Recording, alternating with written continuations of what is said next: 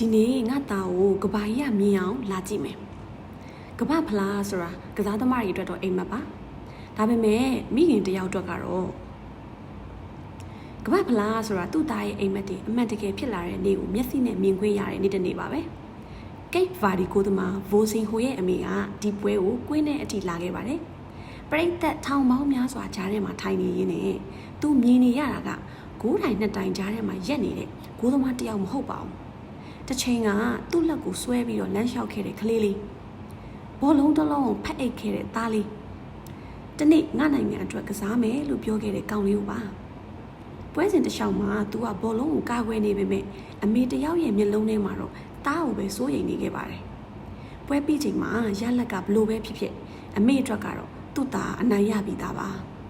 ဘာလို့လဲဆိုတော့တစ်ချိန်ကလမ်းမပေါ်မှာဘောလုံးကန်နေတဲ့ကလေးလေးက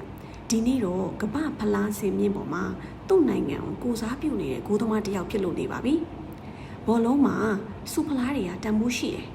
ဒါပေမဲ့တားရဲ့အိမ်မက်တွေအကောင့်ထဲဖော်တာကိုယ်တိုင်မျက်စိနဲ့မြင်ခွင့်ရတဲ့မိခင်တစ်ယောက်ရဲ့အပြုံးကတော့ဘယ်စုဖလားနဲ့မှမလဲနိုင်တဲ့အောင်ပွဲတစ်ခုပါပဲ